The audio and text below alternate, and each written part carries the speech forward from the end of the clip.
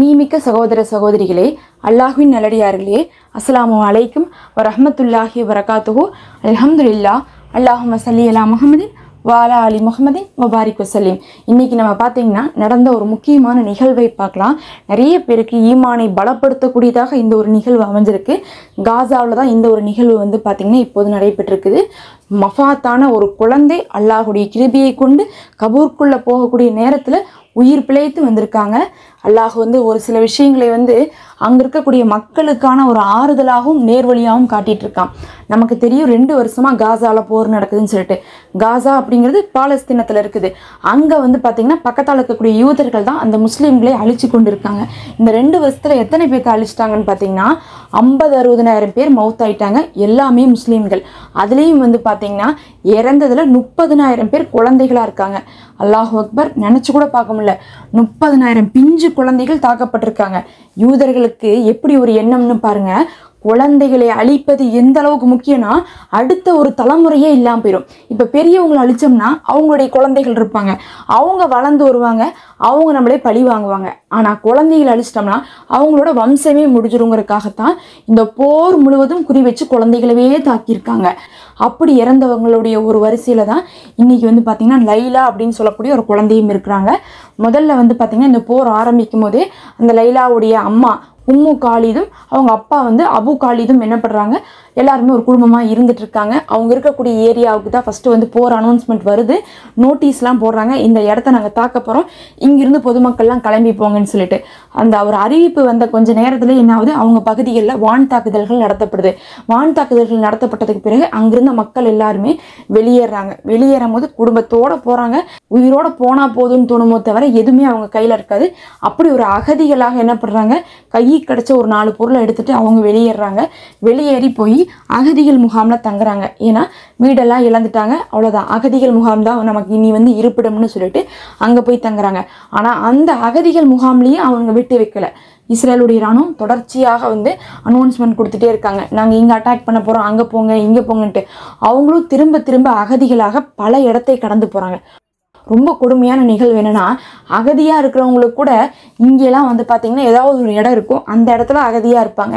சொந்தமாக அவங்களுக்கு இடம் இல்லாட்டினாலும் ஏதோ ஒரு கஷ்டத்துலையாவது ஒரு இடத்துல இருப்பாங்க. ஆனால் காசாவில் இருக்கக்கூடிய மக்கள் அகதிகளாக மட்டுமே ஒரு வருஷத்துக்குள்ளே 18 தடவை இடம் மாறி இருக்காங்களாமா. அவங்களெல்லாம் நம்ம நினச்சி கூட பார்க்க முடியாது. இடம் மாறுறதுன்னா என்னென்னா, இங்கிருந்து ஒரு 10 கிலோமீட்டர் தள்ளி போக சொல்லுவாங்க. ஆனால் அந்த 10 கிலோமீட்டர் தள்ளி போகிறதுக்கு எந்த வாகனமும் இருக்காது. அப்போ என்ன பண்ணுவாங்கன்னா, குழந்தைகளெல்லாம் தூக்கிட்டு வெறுங்காலோடு அவங்க நடந்து போவாங்க. அப்படி பார்த்திங்கன்னா இந்த குடும்பமும் அகதிகளாக பல இடங்கள் மாறி மாறி போய் இருக்கிறாங்க. கடைசியாக அவங்க இருக்கக்கூடிய ஒரு டென்ட்டில் என்ன இருக்குது, தாக்குதல் நடத்தப்பட்டு அதில் அவங்களுடைய குழந்தை ரொம்பவே சிவியராக இன்ஜூர் ஆகிருக்காங்க. அவங்களுக்கு கொண்டு போய் ட்ரீட்மெண்ட்லாம் கொடுத்து பார்க்குறாங்க ஹாஸ்பிட்டலில் போதுமான அளவுக்கு வசதி இல்லை. அங்கே பார்த்திங்கன்னா மருத்துவ உதவி கிடைக்கல. மருத்துவம் இல்லாமல் நிலைமை மோசமாகிட்டே இருக்குது அந்த குழந்தைக்கு. அவங்க பெற்றவங்க ரொம்ப வருத்தப்படுறாங்க. அவங்களுக்கு இருக்கிறது ஒரே ஒரு பொண்ணு தான். அந்த பொண்ணுக்கு பார்த்திங்கன்னா 9 வயசு தான் இருக்கும். அந்த பொண்ணை தூக்கிட்டு அவங்களும் படாத பாடுபடுறாங்க. கடைசியில் மருத்துவமே பலனளிக்காமல் ஒரு கட்டத்தில் மஃபாத்தாவது அந்த குழந்தை. அந்த சிறுமி மஃபாத்தானதுக்கு பிறகு ஒன்றுமே செய்கிறதுக்கு இல்லை, அவ்வளோதான். அவங்கள அடக்கம் பண்ணுறது தான் இனி வேலை. அப்படி தான் அங்கே இருக்கக்கூடிய எல்லா பெற்றவங்களும் குழந்தைகளை இறந்துட்டு இருக்காங்க. யாருக்கோ ஒருத்தவங்களுக்கு இந்த அநியாயம் நடக்கலை, அங்கே இருக்கக்கூடிய எல்லாருக்கும் இதுதான் நடந்துட்டுருக்கு. அப்போ என்ன பண்ணுறாங்க, குழந்தைய கஃனிடுறாங்க. அங்கே குளிப்பாட்டுறதுக்கு கூட சௌரியம் இல்லை, ரொம்ப கஷ்டம். அங்கே இத்தனை ஆயிரம் மக்கள் இறந்துட்டாங்கன்னு பேர் அவங்கள குளிப்பாட்டுற கூட இல்லை. கடைசிக்கு அந்த உயிர் போனதுக்கு பிறகு அந்த உடல் தனியாக கிடைக்கிறதே ஒரு பெரிய விஷயம். ஏன்னா வான் தாக்குதல் செய்கிறதுனால எல்லாரும் செதறி போய் விழுந்துடுறாங்க. எல்லாரும் பக்கெட்டில் அள்ளிட்டு போயிட்டுருக்காங்க. அல்லாஹ் அக்பர், அதை பார்க்கணும், கொடுமையாக இருக்குது. பக்கெட்டில் பிணங்களை அள்ளுறாங்கன்னா எப்படி இருக்கும்? குர்பானி கறிலாம் நம்ம வாங்குறோமே, மாட்டுக்கறியில், அந்த மாதிரி தான் இருக்கும். அந்த மாதிரி இருக்கக்கூடிய அளவுக்கு உடல் இருக்கும்போது கடைசிக்கு உயிர் போனாலும் உடலாகவே கிடச்சிச்சின்னு சொல்லிட்டு சந்தோஷப்படுற அளவுக்கு தான் அங்கே இருக்கக்கூடிய மக்களுடைய நிலைமை இருக்குது. இவங்க ரொம்ப வருத்தப்படுறாங்க, நம்ம புள்ள போயிருச்சுன்ட்டு. ரொம்ப கஷ்டப்பட்டாலும் இந்த அளவுக்காவது அல்லா லேசாக்கியிருக்கான்னு சொல்லிட்டு அவங்க கஃனிடுறாங்க. கஃனிட்டு கொண்டு போய் குழியில் அடக்கம் பண்ணுறதுக்காக ஒரு குழியை தேடுறாங்க. அங்கே தனியாக குழி கிடைக்கிறதும் ரொம்ப கஷ்டமாமா.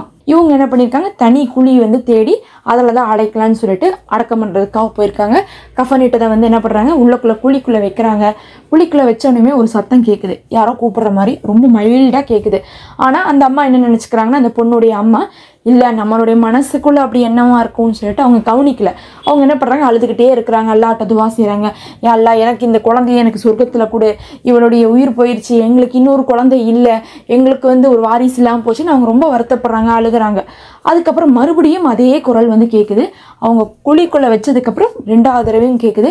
அப்போ கேட்கும்போது பக்கத்தால் இருக்கிறவங்க எல்லாருமே பார்க்குறாங்க, முழிக்கிறாங்க. சத்தம் வருதே, குழிக்குள்ளே இருந்து தான் வருதுன்னு சொல்லிட்டு.